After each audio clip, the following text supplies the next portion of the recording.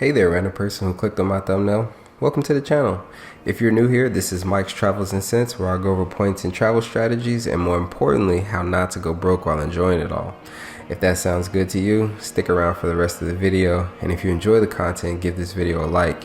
And if you really enjoyed it, consider subscribing so you don't miss future content like this, because I have a lot more planned for this channel.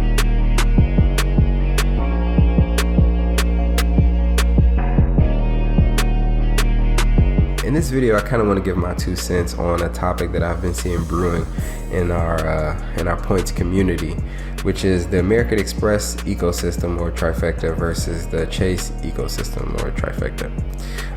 So the reasons have varied. I've been seeing a tendency for Chase to come out at the top of these comparisons, and I don't think that's right. I gotta show American Express some love. So I am here to explain today why American Express, not Chase, is the better ecosystem, not just trifecta, which must be accounted for because you can't get one without the other.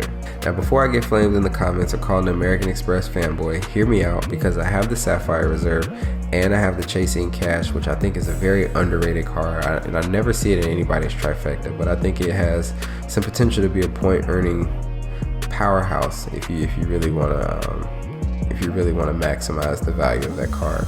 Hi, Michael from the future here, and while I was actually researching for this video, I realized that Chase Ink Cash actually received a change as well, I guess sometime around the same time that the Chase Sapphire Reserve did. So you actually get 5 points per dollar with Lyft with the Chase Ink Cash card as well, which usually, you really just get the five points per dollar with office supply stores and for those internet and phone utility bills. So I think that just makes the card even more powerful, but like I said, I'll make a video for that at a later time. Back to the video. Also, I'm one of the people who still think the Sapphire Reserve is a good card even after the changes and the increase in the annual fee, though admittedly I am active duty, so I don't pay that annual fee, but full disclosure.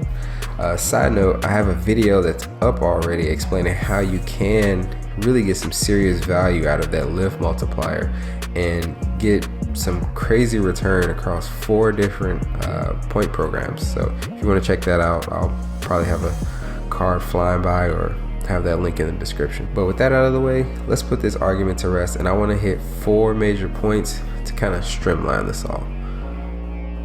The first is ease of earn. American Express points are significantly easier to earn than Ultimate Reward points, in my experience. This goes beyond sign-up bonuses, since typically the highest multiplier in a Chase trifecta is the rotating category on the Chase Freedom. However, American Express's Platinum card earns you 5 points per dollar on flights, and even the Gold card, which is rarely seen as a direct competitor to the Sapphire Reserve, has 4-point multipliers in 2 heavy spend categories. This is further compounded by my next point. Rakuten.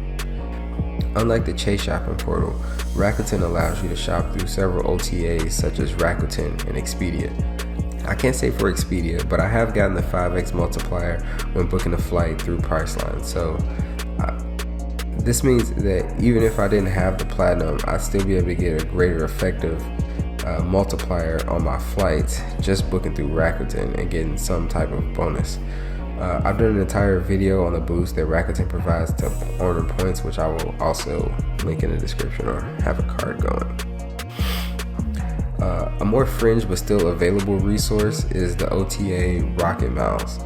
Now, before the angry faces come, I'm well aware of the inflated taxes that get tacked on to Rocketmiles seemingly innocent prices. But if you're somebody who does travel for business or whatever, and you pretty much get a travel per diem where it's use or lose, it just makes sense to capitalize on using something like Rocketmiles, where you can get some crazy multipliers for money that pretty much has to get spent. And it even outside of just membership award points, you can get those Alaska miles with Rocketmiles, which I know Alaska miles gets everybody all hot and bothered. Again, Ultimate Rewards, though, isn't a point currency that you can earn through Rocketmiles or Point Town for that matter.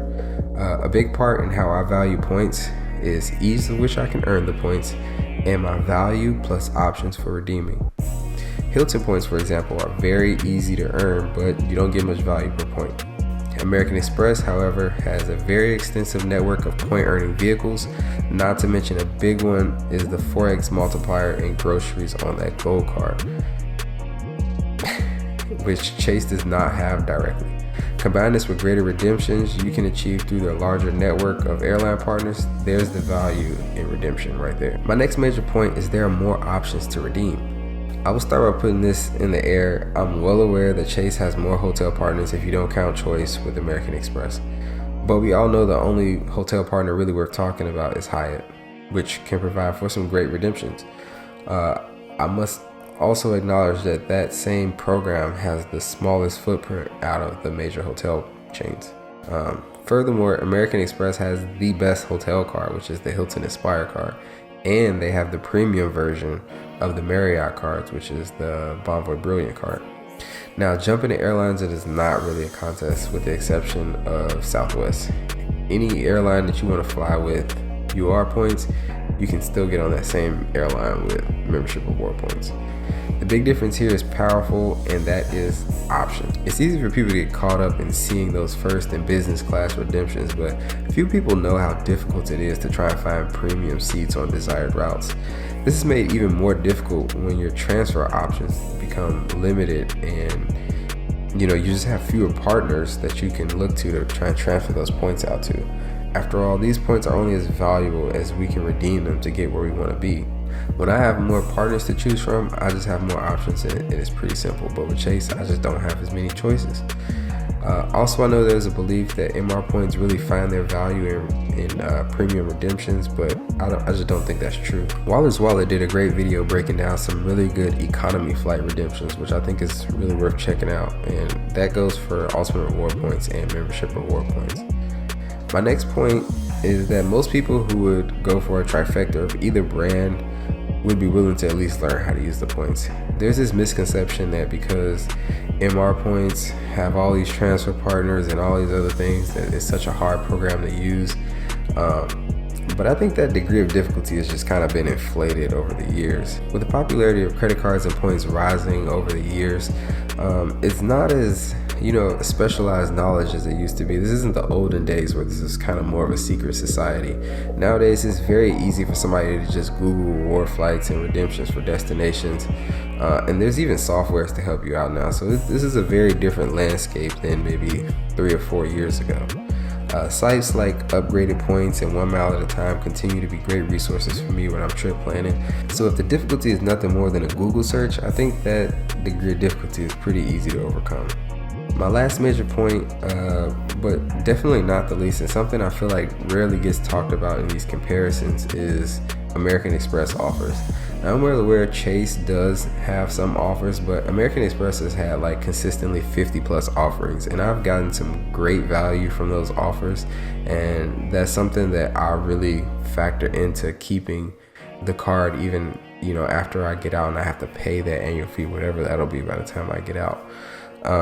But yeah, this is providing me some great value, especially when I get to combine those discounted prices with Rakuten, and I can get some pretty good multipliers off those already cheaper prices. So with that being said, let me know what you guys think. Am I off the mark with this? How has these point currencies been to you? I would love to see you guys' thoughts, so add them in the comments section below and get the conversation going. And consider subscribing if this video brought you some value, as there is much more information on the way. But remember, the one thing more valuable than your points is your money, and the one thing more valuable than your money is your time. But until next time, peace.